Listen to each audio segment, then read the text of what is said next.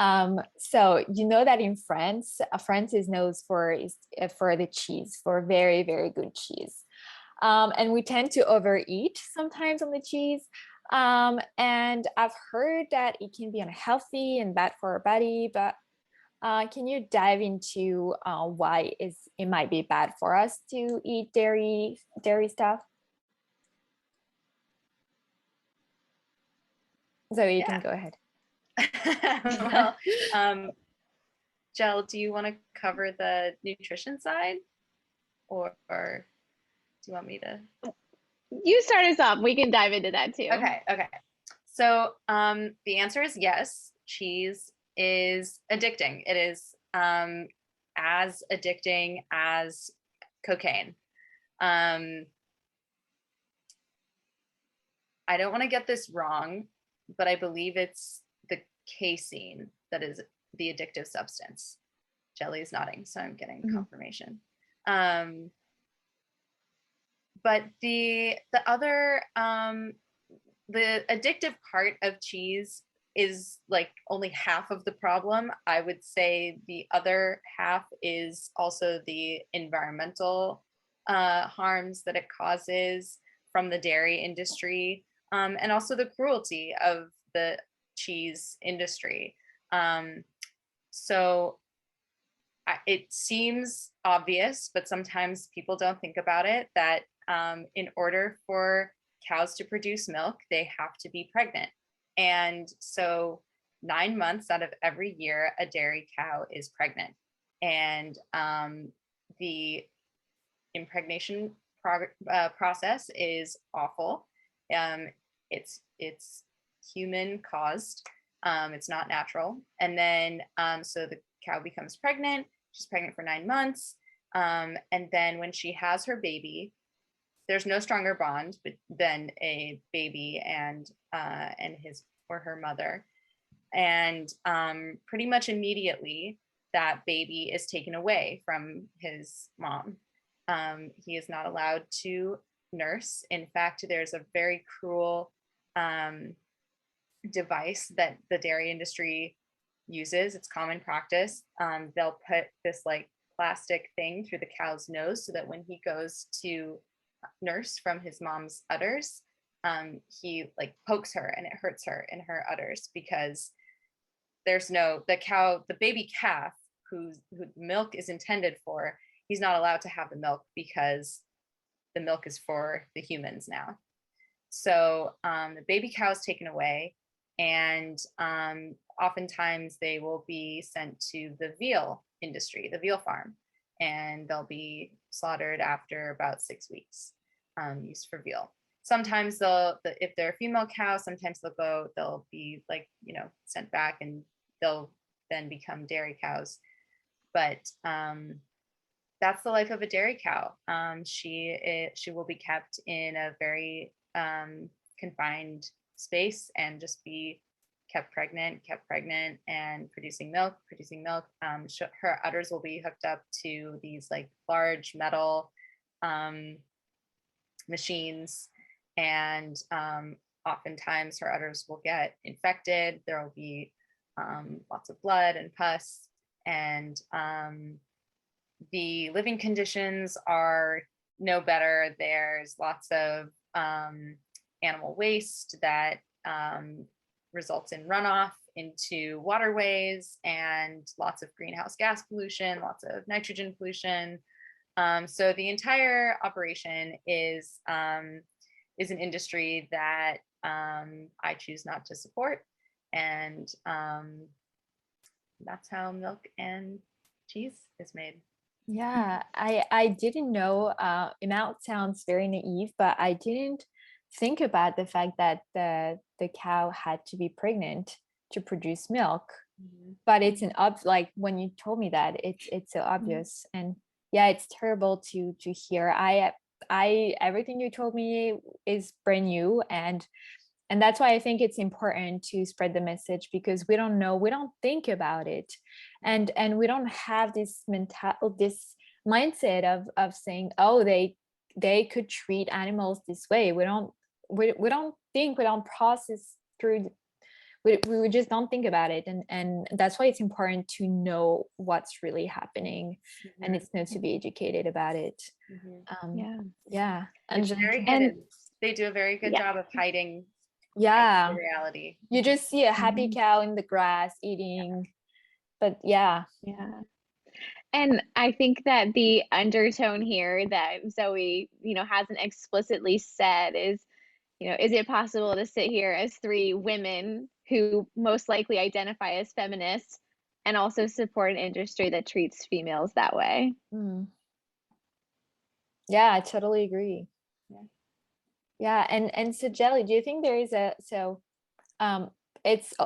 supporting the milk industry is, and the dairy industry is bad for the environment and also for the way they are treated, but can you give us some insights maybe on what it does to our body and to our own health?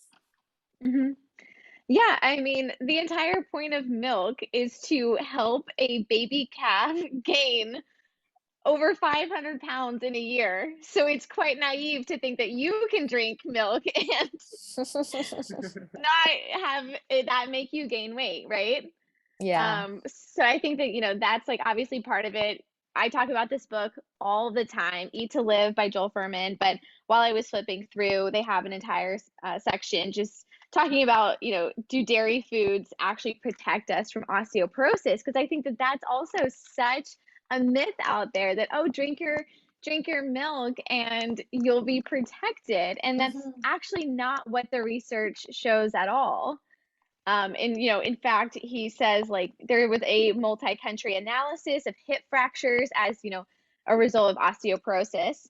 And with that and dairy product consumption, and it found that milk consumption has a high statistical association with higher rates of hip fractures. So there's something going on there. And if you're familiar with Dr. Campbell, he did the China study, which is fantastic research.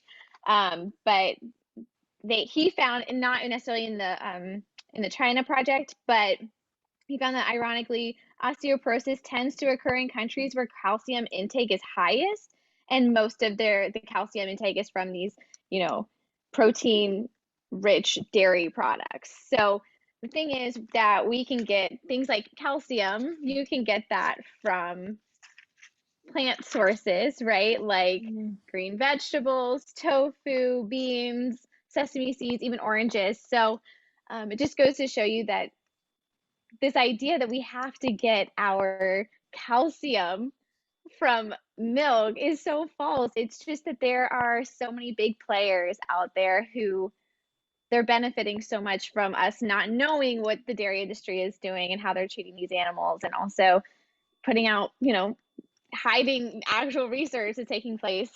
Yeah, in France, it's funny because we had this motto of dairy products are our friends for life, and it was great to get calcium in the morning and eat milk with our cereals, but actually they're not our friends for life, especially when Zoe, as you mentioned, the way we treat the cows and their babies, they're not our friends for life, especially when we see how it doesn't make us have stronger bones. Some dermatologists that were actually in the PCRM podcast said that it was bad for our skin. Dr. Neil Barnard also said that it's hormonal related, so it messes up your hormones basically. And some women that had really bad cramps when they were on their period, they stopped eating dairy products and their cramps went away and they didn't have to take any sort of medication to ease the pain. So it's crazy to see how dairy products are not our friends for life, and that by stopping to eat this kind of foods, we actually are improving our overall health. Yeah, I mean, one of the major things that is part of the issue with like the hormonal imbalance for humans who still drink milk, they pump so many hormones and like like fortified with calcium and stuff like that into milk and dairy products, because they're trying to help the cows produce more milk. And so this hormone stuff, it's no wonder that humans are having hormone imbalances from dairy, because they're getting this like dairy cow pumped full of hormones. It's all out of whack. And I thought of another thing about dairy. It slipped my mind now, but one of the amazing pieces of news is that, yeah, like the dairy industry might be completely, falling apart in terms of ethics and climate change and all of that. But so when I first went vegan in high school, that was, in the early 2000s, I thought that I was truly giving up cheese and milk and butter and like cake, like everything good forever. But now, like 10 years later, there's so many incredible, delicious alternatives like Miyoko's, Chow cheese. Like the list could go on and on and on of these incredible cheese alternatives. Kite Hill, like go into any local grocery store and they're there. Go into Target, like there's so many milk replacements or alternatives and so many cheese alternatives. It's truly, it brings a tear to my eye. Yeah. And it's honestly, it's that whole thing. Like our dollar is our vote, is the way that we can show what we directly support and what we don't. When we say no to dairy and say no to meat, that is ultimately forcing the economy to shift as well. And that's why we're seeing these massive changes. And it is so inspiring, even just in the past 4 or 5 years, to watch the grocery store.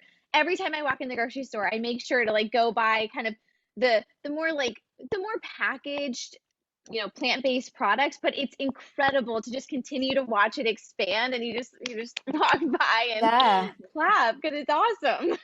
The dairy, I've read a report that said that the dairy industry saw that their sales were decreasing, so they got into the plant-based milk industry.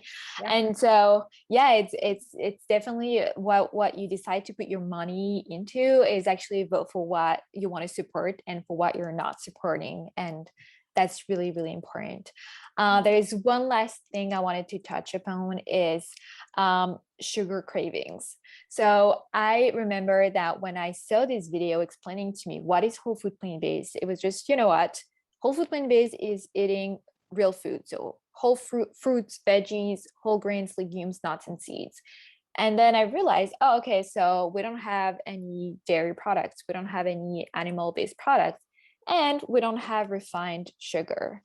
But for most of the people, it's really, really hard to cut out sugar cravings. So did you guys had to deal with sugar cravings at some point in your life? And can you give us some advice on how to stop always craving sugar? I mean, yeah, definitely. And I find that it's kind of what Zoe said earlier, when you don't get as many fruits and vegetables as you should in the day, I think that also, it comes out because you realize like, oh, I'm like craving all these foods that aren't actually good for me. But had I filled up on nutrients, I wouldn't be craving these things. So I would say if you're transitioning and you do find that you're having a lot of sugar cravings, make sure you are getting enough nutrients. It might mean that you need to like up your leafy greens, your protein, your carbohydrates, your fruits, your veggies, things like that. So that's what I would say about sugar cravings. But yeah, I think that that's pretty normal. Yeah. And actually, I think that Dr. So I always mention Dr. Will Bolshewitz. He's like my idol. Um, he said that eating fibers release the satiety hormone. So when you eat a lot of fibers, and as you said, fruits and enough fruits and veggies, I think it's related that it releases the satiety hormone, and you don't feel that you have to eat anything. You don't feel that you have to eat sugar. What's your thought on that, Zoe? Yeah, same answer as Jelly. I think we all deal with sugar cravings at some point. And again, progress, not perfection. If you eat sugar, so what? Not a big deal. Go for it. But also, once you start eating more fruits and veggies, you do find like that fruit tastes really sweet and it tastes really good. Yeah. Dates are my go-to. Yeah. They're so good. So I have two final questions. My first question would be, what kind of resource can you give to people that want to learn more about whole food plant-based nutrition and that want to transition, but they don't know where to look, because on the internet you have everything and anything, and we don't know if we can trust in the information. So do you guys have something to recommend for our audience? Well. I would recommend the Physicians Committee for Responsible Medicine. If you go to pcrm.org, we have tons of information everywhere, and we have free classes that you can attend. Right now we have an ongoing series called Fight Diabetes with Food, and it's for anyone who is currently fighting diabetes, has a loved one who might have diabetes, be pre-diabetic. You can learn so much nutrition information from those classes. We have some weight loss classes. We have one-time lectures. We have tons of stuff going on. We have free information and downloadable fact sheets on our website. We have the podcast that Sarah was talking about, called the Exam Room Podcast with Chuck Carroll.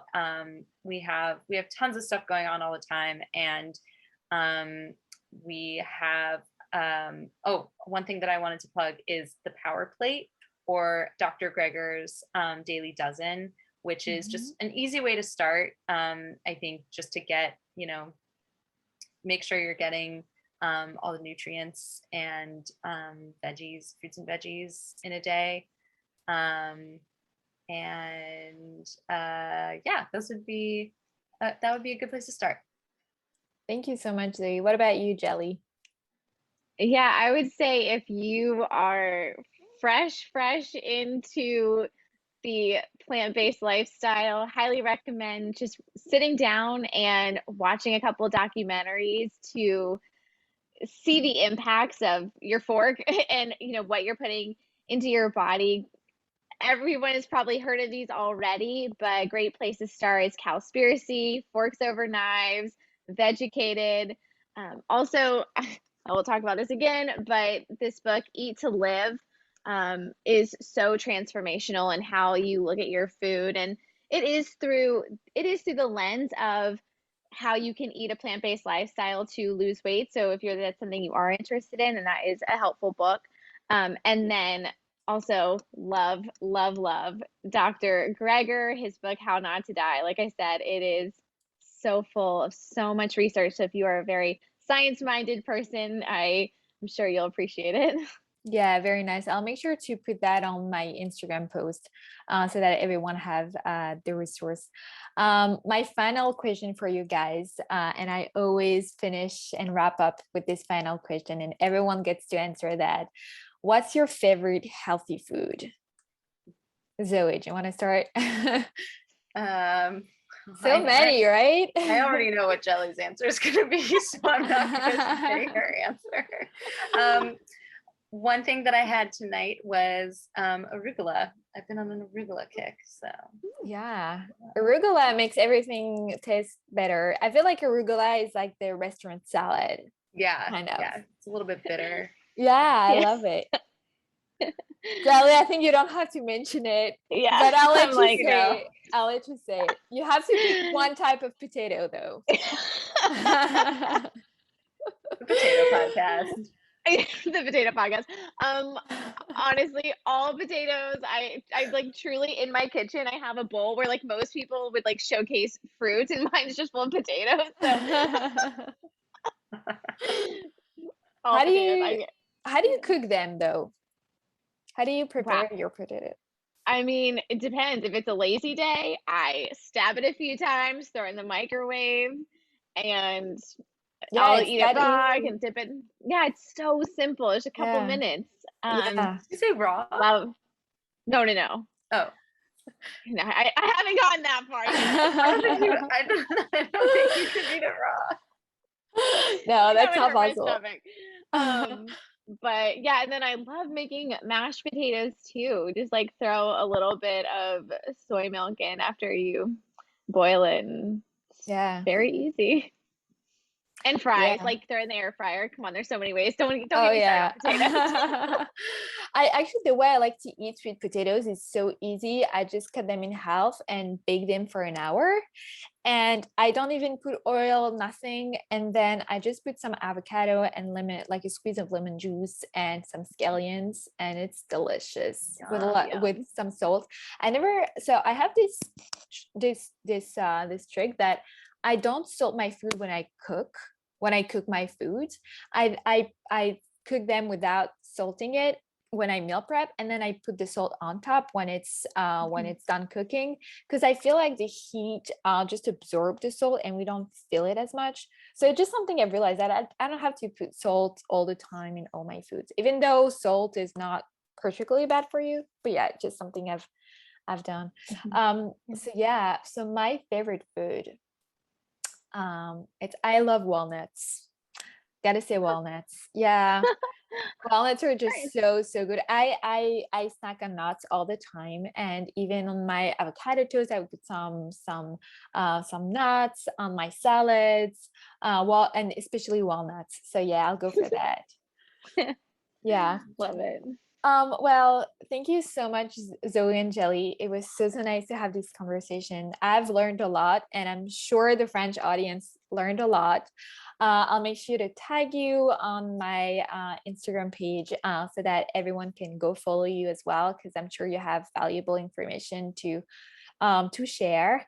Thank you very much again, and I hope to talk to you soon, guys. Thank you so Thank, much.